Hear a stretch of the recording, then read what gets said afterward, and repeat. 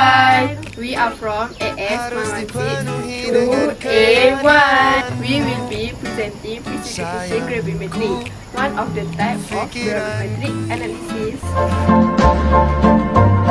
There are 8 main steps in gravimetry analysis. First, we need to prepare the solution.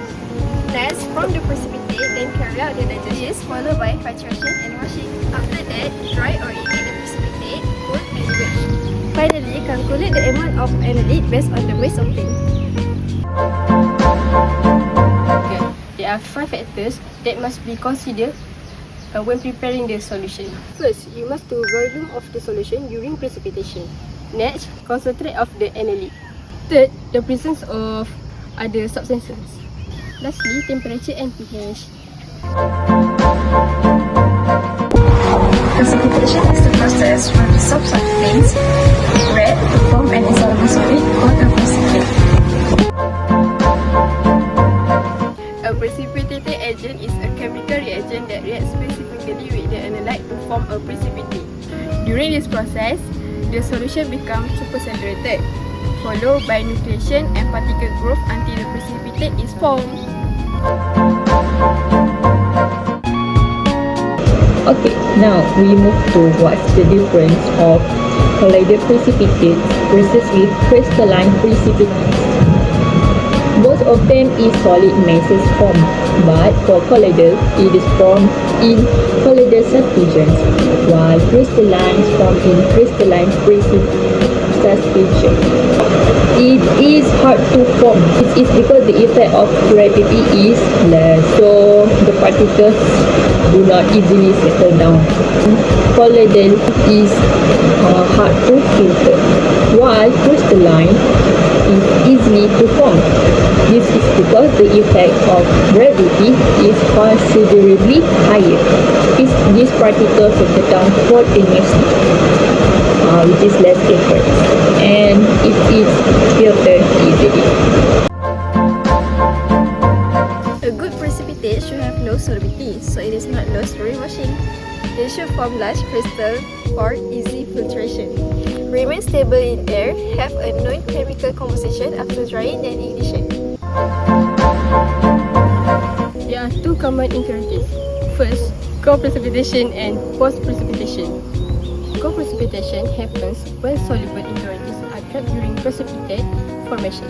Post-precipitation occurs when another compound forms on the surface of the precipitate after it has already formed. Both can reduce the accuracy of the analysis. Digestion is the process of heating the precipitate in its original solution without stirring. This allows small particles to dissolve and reform a larger crystal. As a result, the precipitate becomes pure, easier to filter, and less likely to contain impurities. What is the purpose of filtration? Filtration is to remove any insoluble material like silica, alumina, and so on. Filtration can be separated by filter through 3 methods. First, edgeless filter paper. We use filter paper, then we will get very little edge when it burns. Usually use this method in experiment. Other two is sintered glass, which is able to stand temperature up to 500 degrees, and while sintered porcelain is able to stand temperature up to 1000 temperature. The next step is drying or igniting.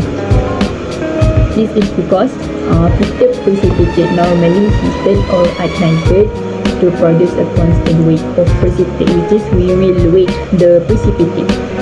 Before weighing, we will igniting. So what's the difference of drying and igniting? Drying is heating about 120 degrees until 150 degrees in oven for about 1 until 2 hours. It is to remove the wash, electrolyte, and to remove water or solvent. After heating, we will put the precipitate in a desiccator. What is desiccator? Desiccator is a drying agent. Now, what is igniting? So so easy to say that alternating is the method is the next step which require a really high temperature for about 600 until 1200 degrees.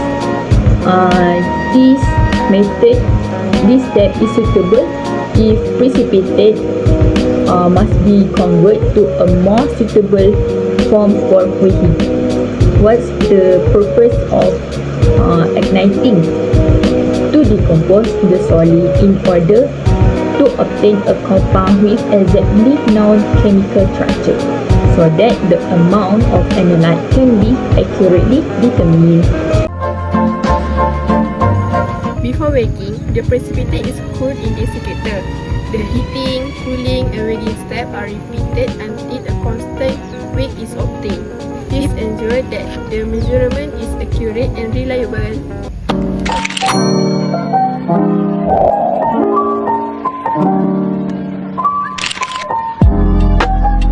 Next, I will explain how to solve gravimetric calculation problems.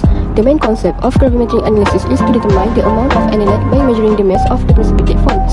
Since we do not weight the analyte directly, we use the gravimetric factor to convert the mass of the precipitate into the mass of the analyte. Question 1. Calcium in moles. For the first question, we are given a 200 gram milk sample, and after reacting with excess sodium oxalate, 0.65 gram of calcium oxalate precipitate was formed. Our objective is to determine the percentage of calcium in the milks. Step 1. Calculate the gravimetric factor. First, we calculate the gravimetric factors, or GF.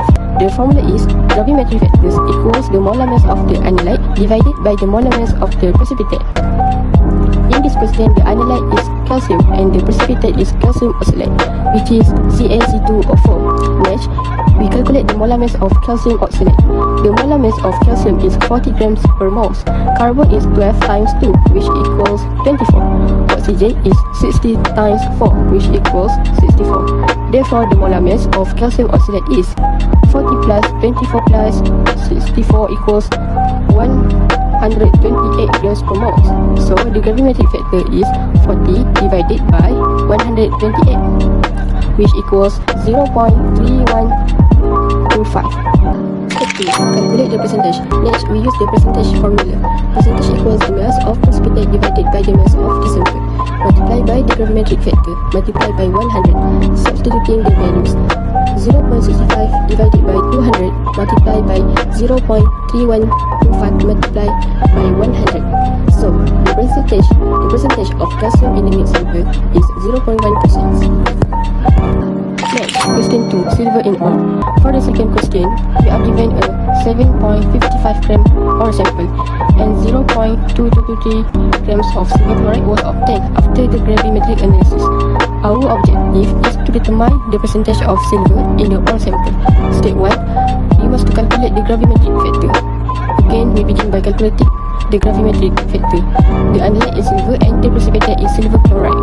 The molar mass of silver is 108 grams per mole, while the molar mass of silver chloride is 108 plus 36 equals 144 grams per mole. So the gravimetric factor is 108 divided by 100.